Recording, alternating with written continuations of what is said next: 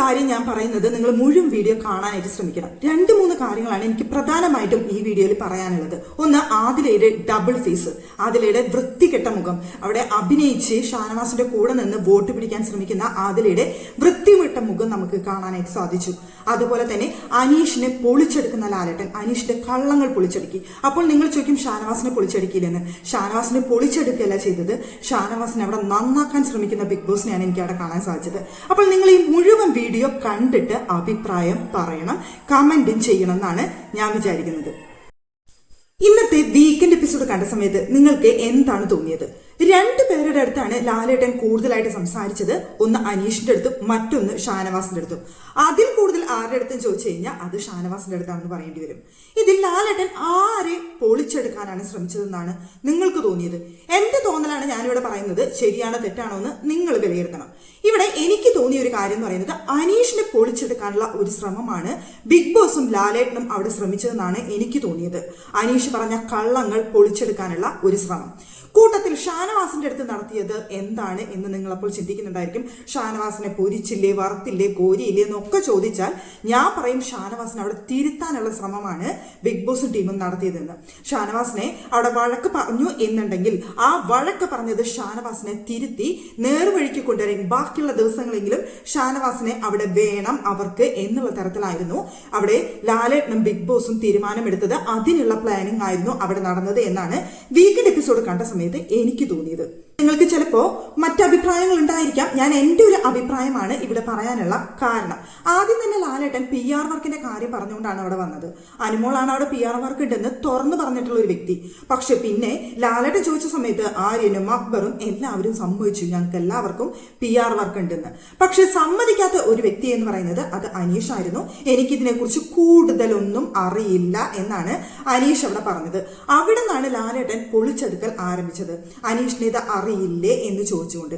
അപ്പൊ PR work എന്താണെന്ന് ഈ 5 വർഷം ലീവ് എടുത്ത് ബിഗ് ബോസിലേക്ക് വരാൻ വേണ്ടി കാത്തിരിക്കുന്ന അനീഷിനെ അറിയില്ലേ എന്ന് ചോദിച്ചെടുത്ത് അനീഷിന്റെ ഒരു ചീട്ടുകൊട്ടാരത്തില് ഒന്ന് പൊളിഞ്ഞു വീണു.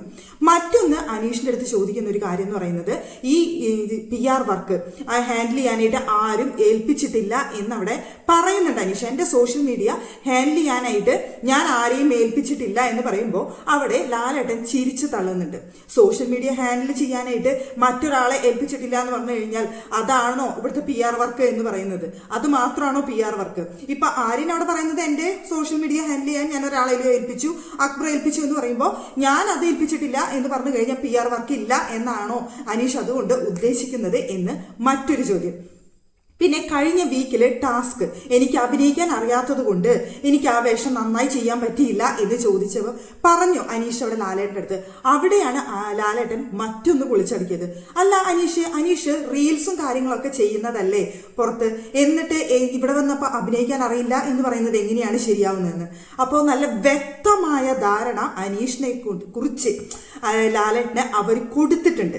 ഇപ്പൊ ലാലേട്ടൻ എല്ലാം കണ്ടിട്ടാണ് ഇരിക്കുന്നതെന്നൊന്നും ഞാൻ ഒരിക്കലും പറയില്ല കേട്ടോ. അപ്പൊ ലാലേട്ടൻ ഇതവിടെ ചോദിക്കണം അനീഷിന്റെ അടുത്ത് എന്നുണ്ടെങ്കിൽ ബിഗ് ബോസ് ടീം ലാലേട്ടനെ അനീഷിന്റേതായ എല്ലാ കാര്യങ്ങളും വ്യക്തമായ ധാരണ കൊടുത്തിട്ടാണ് അവിടെ നിർത്തിയിരിക്കുന്നത്. ഓരോ കാര്യങ്ങൾ അനീഷിന്റെ അടുത്ത് ലാലേട്ടൻ ചോദിക്കുന്നത് കൃത്യമായ തെളിവുകളോടെയാണ്. 3 ദിവസം മുന്നേ മാത്രമാണ് എനിക്ക് കോള് വന്നത് എന്നവിടെ പറഞ്ഞ അനീഷിന്റെ 10-12 ദിവസത്തിന് മുൻപ് 14 ദിവസത്തിന് മുൻപെങ്കിലും അവിടെ കോള് വന്നിട്ടുണ്ട് എന്ന് പറയുമ്പോൾ അനീഷ് അവിടെ പൊളിഞ്ഞു വീണു. അനീഷിന്റെ കള്ളത്തരം എന്ന് പറയുന്നത് പൊളിഞ്ഞു വീണു. കാരണം ബിഗ് ബോസിലേക്ക് കയറുന്നതിന് മുൻപ് തന്നെ കൃത്യമായ പ്ലാനിങ്ങോട് കൂടി അനീഷ് അവിടെ കയറി എന്നതിന്റെ ഏറ്റവും വലിയൊരു തെളിവാണ് അവിടെ ലാലേട്ടൻ എടുത്തു കൊണ്ടുവന്നിട്ടത്. അപ്പൊ ഞാൻ മനസ്സിലാക്കുന്നത് അനീഷിനെ പൊളിച്ചെടുക്കുക, അനീഷ് പറഞ്ഞ ഓരോ കള്ളങ്ങളും ലാലേട്ടൻ എടുത്തെടുത്ത് ചോദിച്ചുകൊണ്ട് അനീഷിന്റെ കള്ളങ്ങൾ അവിടെ പൊളിച്ചടുക്കി. അനീഷിന് ശരിക്കും പറഞ്ഞു കഴിഞ്ഞാൽ ഉത്തരമില്ലാത്തൊരവസ്ഥ, ഉത്തരം മുട്ടിയിട്ട് അനീഷിന് എന്ത് പറയണം എന്ന് അറിയാത്ത അവസ്ഥ. അവിടെ 3 ദിവസം മുന്നെയാണ് കോള് വന്നത് എന്നുള്ള കാര്യം അവിടെ എല്ലാവരോടും പറഞ്ഞിട്ടുണ്ട്. അവരത് ചോദിക്കുന്ന സമയത്ത് അനീഷ് അതിനെ ഞാൻ അങ്ങനെ പലതും ചിന്തിച്ചു എന്ന് പറഞ്ഞുകൊണ്ട് അനീഷ് അവിടെ മറു ഉത്തരം പറഞ്ഞുകൊണ്ടിരിക്കുന്ന ഒരു സിറ്റുവേഷൻ നമുക്ക് പിന്നീട് അവിടെ കാണാനായിട്ട് സാധിച്ചു. അപ്പോൾ അവിടെ ഏറ്റവും കൂടുതൽ ഫ്രൈ ആക്കപ്പെട്ടത് ഷാനവാസ് എന്ന വ്യക്തിയാണെന്നുണ്ടെങ്കിലും അവിടെ പൊളിച്ചെടുക്കപ്പെട്ടത് അനീഷ് എന്ന് പറയുന്ന വ്യക്തിയായിട്ടാണ് എനിക്ക് തോന്നിയത്. അനീഷ് എന്ന് പറയുന്ന വ്യക്തി എല്ലാ കാര്യത്തിലും നെഗറ്റീവാണ് അല്ലെങ്കിൽ മോശപ്പെട്ടവനാണെന്നൊന്നും ഞാൻ പറയില്ല. ഷാനവാസുമായിട്ടുള്ള ഫ്രണ്ട്ഷിപ്പ് അവിടെ ആത്മാർത്ഥമായിട്ടാണ് നിൽക്കുന്നത് അനീഷ് എന്ന് തോന്നുന്നതായിട്ടാണ് നമുക്ക് ഇന്ന് വീക്കെൻഡ് എപ്പിസോഡിൽ തോന്നിയത്. ഷാനവാസാണ് ഇവിടെ സേവ് ആയി നിൽക്കേണ്ടത്. ഷാനവാസിനോട് എനിക്കൊരു പ്രത്യേക ഇഷ്ടമുണ്ടെന്ന് ജയിലിൽ വെച്ച് പറഞ്ഞ അതേ കാര്യങ്ങൾ അനീഷ് ഇന്ന് അവിടെ പറയുന്നുണ്ടായിരുന്നു, ഷാനവാസിന് വേണ്ടി സംസാരിക്കുന്നുണ്ടായിരുന്നു.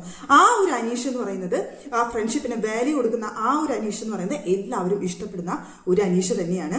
പക്ഷേ ഈ കള്ളങ്ങളുടെ മേൽ കള്ളങ്ങൾ പറഞ്ഞ് അവിടെ പിടിച്ചു നിൽക്കുന്ന ആ അനീഷിന്റെ ആ ഒരു ഗെയിം അത് ബിഗ് ബോസ് ടീം അവിടെ പൊളിച്ചടുക്കി എന്ന് പറയാം. ലാലേട്ടനല്ല അവിടെ പൊളിച്ചടുക്കിയിട്ടുള്ളത്, ബിഗ് ബോസ് ടീം ആണെന്നാണ് ഞാൻ പറയുന്നത്.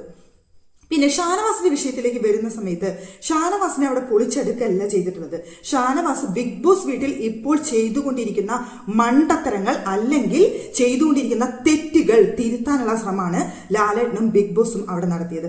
അവിടെ ഷാനവാസ് ചെയ്തിട്ടുള്ള ഗെയിമിൽ കാണിച്ചിട്ടുള്ള കുഴപ്പങ്ങൾ, അതായത് കഴിഞ്ഞ ടാസ്കിൽ ആര്യന്റെ ഒപ്പം സീക്രട്ട് ടാസ്ക് കൊടുത്തിട്ട് ആ സീക്രട്ട് ടാസ്ക് ഷാനവാസ് കുളമാക്കി.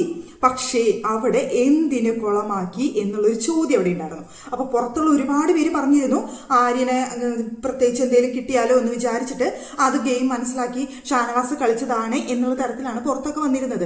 അങ്ങനെ ഒരു ചിന്ത എനിക്ക് ചിന്തിച്ചുകൂടെ എന്നവിടെ ഷാനവാസ് ചോദിക്കുന്നതോട് ഒപ്പം തന്നെ ഷാനവാസ് പറയുന്നൊരു കാര്യമുണ്ട്, എനിക്ക് ഈ ഗെയിമിനെ കുറിച്ച് ഒന്നും അറിയില്ല, ഞാനൊന്നും കണ്ടിട്ടില്ല, ഈ സീക്രട്ട് ടാസ്ക് എന്താണെന്ന് കൂടി അറിയില്ല, ഇവരെല്ലാവരും കൂടി എനിക്കെതിരെ എന്തോ സീക്രട്ട് ടാസ്ക് നടത്തുന്നു എന്നാണ് ഞാൻ കരുതിയത് എന്നാണ് പറഞ്ഞത്.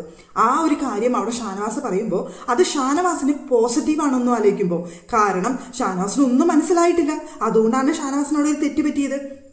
ഈ സീക്രട്ട് ടാസ്ക് നശിപ്പിച്ച കൂട്ടത്തിലാണ് ഷാനവാസിനോട് ഒരുപാട് പേർക്ക് ദേഷ്യം. ഈ കാര്യത്തിൽ ഇപ്പോഴും ഒരുപാട് പേർക്ക് ദേഷ്യം ഉണ്ടാവും, ഇല്ലെന്ന് ഞാൻ പറയുന്നില്ല. പക്ഷേ മറ്റൊരു വശം ചിന്തിച്ചു കഴിഞ്ഞാൽ ഷാനവാസിന് ഈ ഗെയിം എന്താണെന്ന് മനസ്സിലാക്കാതെയാണ് ഷാനവാസ് ഈ ഒരു കാര്യം അവിടെ ചെയ്തത്. അത് ലാലേട്ടന് മുന്നിൽ നിന്ന് സംസാരിക്കുന്ന സമയത്ത് നമുക്ക് മനസ്സിലാക്കും ഷാനവാസിന് ഇതൊരു ഗെയിമാണ്, സീക്രട്ട് ടാസ്ക് ആണെന്നുള്ള കാര്യം ഒരു കുന്തും ഷാനവാസിന് മനസ്സിലായിട്ടില്ല എന്നുള്ളത് ഒന്നാമത്തെ കാര്യം. പിന്നെ ഷാനവാസ് അവിടെ ഉപയോഗിക്കുന്ന വേർഡുകൾ, മോശം വാക്കുകൾ അത് ഉപയോഗിക്കരുതെന്ന് അവിടെ ലാലേട്ടൻ കർശനമായി പറയുന്ന സമയത്തും ഷാനവാസ് അവിടെ വീണ്ടും അഹങ്കാരം കാണിക്കാനായിട്ട് ശ്രമിക്കുമ്പോൾ ഓരോ തവണയും തല ഉയർത്തുമ്പോൾ ലാലേട്ടൻ അവിടെ അടിച്ചിരുത്തുന്ന ഒരു കാര്യമാണ് നമുക്ക് അവിടെ കാണാൻ സാധിച്ചത്. മറ്റുള്ളവർ സംസാരിക്കാൻ കൂട്ടാക്കാതെ ഷാനവാസ് ഇടയിൽ സംസാരിക്കുന്നത്, മറ്റുള്ളവർക്ക് ഷാനവാസിനെ കുറിച്ചുള്ള കാര്യങ്ങൾ പറയാൻ അനുവദിക്കാത്തത്, എല്ലായിടത്തും ഷാനവാസിനെ അടിച്ചിരുത്തി ലാലേട്ടൻ. ഇതിൽ നിന്ന് ഷാനവാസ് അവസാനം കരയുന്ന ഒരു അവസ്ഥയിലേക്ക് എത്തി. ലാലേട്ടൻ മുന്നിലെ കണ്ണിൽ നിന്ന് കണ്ണീര് വന്നില്ല എന്നേ ഉള്ളൂ, പക്ഷേ അത്രയ്ക്ക് കരയുന്ന ഒരവസ്ഥയിലാണ് ഷാനവാസ് അവിടെ നിന്ന്. ശബ്ദം ഇങ്ങനെ പതറുന്നുണ്ടായിരുന്നു, സംസാരിക്കുന്ന സമയത്ത് സംസാരിക്കാൻ പറ്റാതെ ഇങ്ങനെ ആ വിറക്കിലുണ്ടായിരുന്നു ആ സംസാരത്തിൻ്റെ ഇടയിൽ. ഷാനവാസ് ഇതോടുകൂടി തീർന്നു എന്ന് പറയുന്ന ഒരുപാട് പേരുണ്ടായിരിക്കാം. ഞാൻ പറയുന്നു ഷാനവാസ് ഇതോടുകൂടി തീരാനുള്ള ഒരു ചാൻസും ഇല്ല. കാരണം ഷാനവാസിന് വേണ്ട എല്ലാ ക്ലൂകളും ലാലേട്ടൻ അവിടെ കൊടുത്തിട്ടുണ്ട്. ഇനി ഇവിടെ നിന്ന് ഗെയിം മനസ്സിലാക്കി ഷാനവാസ് കളിച്ചു കഴിഞ്ഞാൽ അത് ഷാനവാസിനെ പോസിറ്റീവായിട്ട് വരികയുള്ളൂ എന്നാണ് ഞാൻ ചിന്തിക്കുന്നത്. ഷാനവാസ് അത് മനസ്സിലാക്കി കളിച്ചാൽ, കാരണം അവിടെ വീട്ടുകാരെ വിളിക്കരുത്, മോശം വേർഡ്സ് ഉപയോഗിക്കരുത്, സ്ത്രീകളോട് ബഹുമാനത്തോടുകൂടി സംസാരിക്കണം, ആൾക്കാരെ അറ്റാക്ക് ചെയ്യുന്ന പോലെ ഇനി വഴക്കുണ്ടാക്കരുത് എന്നിങ്ങനെയുള്ള എല്ലാ കാര്യങ്ങളും ഷാനവാസ് അവിടെ ചെയ്തിട്ടുള്ള ഗെയിം കുളമാക്കിയതും അങ്ങനെ എല്ലാ തെറ്റുകളും ഷാനവാസിന്റെ അവിടെ ചൂണ്ടിക്കാണിക്കപ്പെട്ടു. ബാക്കി ആരും അവിടെ തെറ്റ് ചെയ്യാത്ത പുണ്യാളന്മാരൊന്നുമല്ല, പക്ഷെ ഷാനവാസിന്റെ എല്ലാ നെഗറ്റീവ്സും അവിടെ ചൂണ്ടിക്കാണിക്കപ്പെട്ടു. എല്ലാം ലാലേട്ടൻ അവിടെ തിരുത്തി കൊടുത്തു. അപ്പൊ ഷാനവാസ് അത് മനസ്സിലാക്കി ഗെയിം കളിച്ചാൽ, മുന്നോട്ട് കളിച്ചാൽ അത് ഷാനവാസിന് പോസിറ്റീവ് ആവുള്ളൂ എന്നുള്ള കാര്യത്തിൽ ഒരു സംശയവും വേണ്ട. പിന്നെ മറ്റൊന്ന് പറയാനുള്ളത് നമ്മുടെ ആതിരയുടെ ചീപ്പ് ഗെയിം, അല്ലാന്നുണ്ടെങ്കിൽ ഡബിൾ ഫേസ് ആണ് നമുക്ക് ലാസ്റ്റ് കാണാനായിട്ട് സാധിച്ചത്. ആതിര അവിടെ നൂറയുടെ അടുത്ത് വന്നിരുന്ന് പറയുന്നുണ്ട്, അവിടെ ഇനി ഷാനവാസുമായിട്ട് ഒരു നമ്മൾ ചേട്ടനും അനിയത്തിയൊന്നായിട്ട് കളിക്കാനായിട്ട് വന്നതല്ലല്ലോ, ബ്രദർ സിസ്റ്റർ ബോണ്ട് ഉണ്ടാക്കാൻ വന്നതൊന്നല്ലല്ലോ, ഇതെനിക്കൊരു ബേർഡൻ ആയിട്ടാണ് തോന്നുന്നത് ഈ ഒരു ബന്ധം എന്ന് പറയുന്നുണ്ട് ആതിര. കാരണം ലാലേട്ടൻ അത്രയും വഴക്ക് ഷാനവാസിനെ അവിടെ പറഞ്ഞപ്പോൾ ഷാനവാസ് വലിയൊരു നെഗറ്റീവാണ്, ഷാനവാസിന് പുറത്ത് വല്ലാത്തൊരു ബാഡ് ഇമേജ് ആണ് എന്നുള്ളൊരു ചിന്ത ആതിരയുടെ മനസ്സിലേക്ക് വന്നു. ആതിര അവിടെ മുതൽ ചിന്തിക്കുന്ന ഒരു കാര്യം ഇനി ഷാനവാസുമായിട്ടൊരു ബന്ധം വേണ്ട എന്നുള്ളതാണ്. ഇനി അങ്ങനെ ഒരു ബ്രദർ സിസ്റ്റർ ബോണ്ട് വെച്ചിട്ടുള്ള ഒരു ഗെയിം ഇവിടെ വേണ്ട എന്ന്. അപ്പോൾ നിലവിൽ അവിടെ ഒരു ബ്രദർ സിസ്റ്റർ ബോണ്ട് അവിടെ നിലനിർത്തിയത് ഒരു ഗെയിമിന് വേണ്ടി മാത്രമായിരുന്നു എന്നാണ് ആതിര അവിടെ പറഞ്ഞു വെച്ചത്. അല്ല ഒറിജിനൽ ആയിരുന്നു എന്നുണ്ടെങ്കിൽ എത്ര വഴക്ക് ആര് പറഞ്ഞാലും ആ റിലേഷൻ ഒറിജിനലാണ്. ഒരു ബ്രദറിനെ പോലെ ഷാനവാസിനെ കണ്ടിട്ടുണ്ടായിരുന്നു എന്നുണ്ടെങ്കിൽ ഏതൊക്കെ സിറ്റുവേഷനിലും ചേർത്ത് പിടിക്കുമായിരുന്നു. അവിടെ ചേർത്ത് പിടിക്കാതെ ഇനി അകറ്റി നിർത്താൻ, മാറ്റി നിർത്താൻ, ഇനി ഇങ്ങനെയുള്ള ഒരു ബന്ധം വെച്ചിട്ട് ഇവിടെ ഗെയിം കളിക്കുന്നില്ല എന്ന് പറയാൻ ശ്രമിച്ച ആദില ഒരു ഡബിൾ ഫേസ് ആണ് നമുക്ക് കാണാൻ സാധിച്ചത്. ഗെയിമിന് വേണ്ടി മാത്രം ഷാനവാസിനെ ഉപയോഗിക്കായിരുന്നു എന്ന് നൂറയുടെ മനസ്സിലേക്ക് അതിങ്ങനെ കുത്തിവെക്കുന്നുണ്ട്. നൂറ അവിടെ എതിർത്ത് പറയാൻ ശ്രമിക്കുമ്പോൾ നൂറയ്ക്ക് പറയാൻ അവസരം കൊടുക്കാതെ ആദിൽ അവിടെ നൂറയുടെ മനസ്സിലേക്ക് അത് കുത്തി കൊടുക്കാണ്. എന്നിട്ട് ആദിൽ പറയുന്ന ഒരു കാര്യമുണ്ട്, ഇപ്പൊ അനുമോളാണ് ആ സ്ഥാനത്തെങ്കിൽ, അതായത് ഷാനവാസ് അടിച്ച ഒരു വിഷയത്തെ കുറിച്ച് ലാലേട്ടൻ ചോദിച്ചല്ലോ, അപ്പൊ ഷാനവാസ് ആയതുകൊണ്ട് മാത്രമാണ് പ്രതികരിക്കാതിരുന്നത്, മറ്റുള്ളവരായിരുന്നെങ്കിൽ പ്രതികരിക്കുമായിരുന്നല്ലോ എന്ന് ചോദിച്ചെടുത്താണ് ആദിലേക്ക് മൊത്തത്തിൽ കാര്യങ്ങൾ ട്വിസ്റ്റ് ആയത്. അപ്പോൾ അതിൽ നൂറയുടെ അടുത്ത് വന്നിരുന്ന് പറയാണ്, അനുമോളാണ് എൻ്റെ അടുത്ത് ചെയ്തിരുന്നെന്നുണ്ടെങ്കിൽ എനിക്ക് ഒരു പ്രശ്നവുമില്ല, കാരണം അനുമോളുമായിട്ട് എനിക്ക് അത്രയും ഒരു ബോണ്ട് ഉണ്ട്. അപ്പോൾ ഷാനവാസുമായിട്ട് അങ്ങനെ ഒരു ബോണ്ട് ഇല്ല എന്നാണ് അവിടെ അർത്ഥം. അപ്പോൾ ഷാനവാസുമായിട്ട് ഇത്രയും നാളും ആ ഒരു ബോണ്ട് അവിടെ കാണിച്ചത് വെറും ആദിലയുടെ അഭിനയമായിരുന്നു എന്ന് വേണം മനസ്സിലാക്കാനായിട്ട്. അപ്പോൾ ആദിലയുടെ ഒരു ഡബിൾ ഫേസ് നമുക്കവിടെ കാണാനായിട്ട് സാധിച്ചു. ലക്ഷ്മിയുമായിട്ട് ഏത് നേരം അടിയുണ്ടാക്കുന്ന ഷാനവാസ് ഇപ്പോഴും ലാസ്റ്റ് ലാലേട്ടന്റെ മുന്നിൽ വെച്ചിട്ടും അത്രയും മോശമായി എൻ്റെ അടുത്ത് സംസാരിക്കുന്നു എന്ന് പറഞ്ഞ് ഷാനവാസിനെ കുറിച്ച് മോശമായിട്ട് പറയുന്ന ലക്ഷ്മി ചില കാര്യങ്ങളിൽ ഷാനവാസ് ഭയങ്കര നിഷ്കളങ്കനാണ്, പാവമാണ് എന്നവിടെ പറയുന്നുണ്ട്. ബാക്കി എല്ലാവരും ഷാനവാസിനെ അവിടെ കുറ്റപ്പെടുത്തുന്ന സമയത്ത് എനിക്ക് തോന്നുന്നു ഷാനവാസിന്റെ ക്യാരക്ടർ കുറച്ച് മനസ്സിലാക്കിയിട്ടുള്ള വ്യക്തി ലക്ഷ്മിയാണെന്ന് തോന്നുന്നു. ഗെയിം എന്താണെന്ന് പുള്ളിക്ക് അറിയില്ല. പുള്ളിക്കാരൻ ഇവിടെ ഒരു നിഷ്കളങ്കത്താണ് കാണിക്കുന്നത്, എന്തൊക്കെയോ ചെയ്യുന്നു, എന്തോ ഒരു ക്യാരക്ടർ പിടിച്ചിട്ട് ഇവിടെ നിന്ന് ഗെയിം കളിക്കാനായിട്ട് ശ്രമിക്കുന്നു എന്നല്ലാതെ പുള്ളി ഒരു പാവമാണ് എന്ന് ലക്ഷ്മിയോട് പറയുന്നുണ്ട്. ഒരു പക്ഷേ ഷാനവാസ് അങ്ങനെയാണ്, ആ ഒരു ക്യാരക്ടർ അങ്ങനെയാണെന്ന് ഉള്ളുകൊണ്ട് മനസ്സിലാക്കിയിട്ടുള്ള ഒരു വ്യക്തി ലക്ഷ്മിയാണെന്ന് തോന്നുന്നു. ആദിലേക്കാളും നൂറയേക്കാളും ബാക്കി എല്ലാവരേക്കാളും ലക്ഷ്മിയാണെന്നാണ് എനിക്ക് തോന്നുന്നത്. കാരണം ബാക്കി ഇത്രയും അടുപ്പം സിസ്റ്ററെ പോലെ കണ്ട രണ്ടുപേരെ അവിടെ തള്ളി പറയുന്ന സ്ഥാനത്താണ് ലക്ഷ്മി അവിടെ ഷാനവാസിനെ കുറിച്ച് പോസിറ്റീവായിട്ട് സംസാരിച്ചത്. ബാക്കി ആരും അങ്ങനെ സംസാരിച്ചിട്ടില്ല.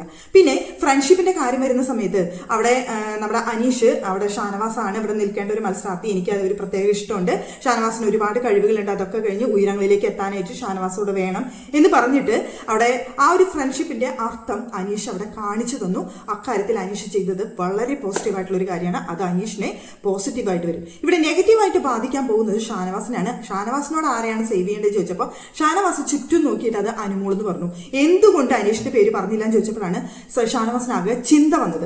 കാരണം ഷാനവാസ് ആകെ മൈൻഡ് ഔട്ടാണ്. ലാലേട്ടൻ അതുപോലെ വഴക്ക് പറഞ്ഞ് ആകെ മൈൻഡ് ഔട്ടായിട്ട് നിൽക്കുകയാണ് ഷാനവാസ്. അപ്പൊ എന്ത് പറയണം, എങ്ങനെ പറയണം എന്നുള്ള ആകെ കൺഫ്യൂഷൻ നിൽക്കുമ്പോഴാണ് അനീഷിനെ ശ്രദ്ധിക്കുന്നില്ല. അനീഷിന്റെ അടുത്ത് എന്റെ കാര്യം ചോദിച്ചു, പക്ഷെ അനീഷിനെ അവിടെ ഷാനവാസ് ശ്രദ്ധിക്കുന്നില്ല. അനീഷിക്ക് ഇതിലുണ്ട്, അനീഷിന്റെ പേര് പറയണം എന്നുള്ള ചിന്തയല്ല, വേറെ ആരെയോ പറയണം എന്നാണ് അവിടെ ഷാനവാസ് ചിന്തിക്കുന്നത്. അവിടെ അനുമോളുടെ പേര് പറഞ്ഞു. പക്ഷേ ഇത് ഷാനവാസിന്റെ നെഗറ്റീവ് ആവാനുള്ള ചാൻസ് ഉണ്ട്. അനുമോള് പേരാണ് അവിടെ പറഞ്ഞത്, എന്തുകൊണ്ട് പറഞ്ഞില്ല അനീഷിന്റെ പേര്? അനീഷ് ഇവിടെ ഷാനവാസിന്റെ പേര് പറഞ്ഞു, ഷാനവാസ് പക്ഷേ അനീഷിന്റെ പേര് പറഞ്ഞില്ല. അപ്പൊ ഷാനവാസിന്റെ മനസ്സിൽ അനീഷ് ഇല്ല എന്നുള്ള തരത്തിൽ വന്ന് ഷാനവാസിന് അത് നെഗറ്റീവ് ആവാനുള്ള ചാൻസും ഉണ്ട്. സത്യത്തിൽ ഗെയിം അവസാനത്തോട് അടുത്തുകൊണ്ടിരിക്കുകയാണ്. ഇപ്പോൾ ടോപ്പ് 10 ആണ് വന്നിട്ടുള്ളത്. ഈ ആഴ്ച ഒരാളും കൂടി പോയി കഴിഞ്ഞാൽ ടോപ്പ് 10 ആണ് ആ വീട്ടിലത്തെ. ഈ ടോപ്പ് 10ൽ നിന്ന് അത് ടോപ്പ് 5ലേക്ക് ചുരുങ്ങുന്ന സമയത്ത് ഇതിൽ നിന്ന് ആരാണ് 5 പേർ പുറത്തു പോകുക എന്നൊരു ചിന്ത എല്ലാവരുടെ മനസ്സിലുണ്ടായിരിക്കും. ആ ഒരു ചിന്തയിലേക്ക് എത്തുന്ന സമയത്ത് ഇപ്പോൾ ആ വീട്ടിലെ ആര്യൻ ഇതുവരെ കുറെ തുടക്കത്തിൽ നന്നായി കളിച്ചു, പിന്നെ മിഡിലെത്തിയ ജിസേൽ ഉണ്ടായിരുന്ന സമയത്ത് വളരെ വീക്ക് ഗെയിം ആയിരുന്നു. ജിസേൽ പുറത്തു പോയതോടുകൂടി വീണ്ടും ആര്യൻ ഭയങ്കര സ്ട്രോങ് മത്സരാർത്ഥിയായിട്ട് തിരിച്ചു വന്നിട്ടുണ്ട്. അതുകൊണ്ട് ഇനി ട്വിസ്റ്റുകളുടെ മേലുകൾ ട്വിസ്റ്റുകളാണ് ലാലേട്ടൻ അവിടെ ഉദ്ദേശിക്കുന്നത്. അതിനു വേണ്ടിയിട്ടുള്ള ഗെയിം പ്ലാനുകളും തന്ത്രങ്ങളും ഒക്കെ ലാലേട്ടൻ വന്നിട്ട് ഈ വീക്കെൻഡ് എപ്പിസോഡിൽ നടത്തിയിട്ടുണ്ട്. അപ്പൊ എന്തൊക്കെ ട്വിസ്റ്റുകൾ സംഭവിക്കും എന്നുള്ള കാര്യങ്ങൾ കാത്തിരുന്ന് കാണേണ്ട കാര്യമാണ്.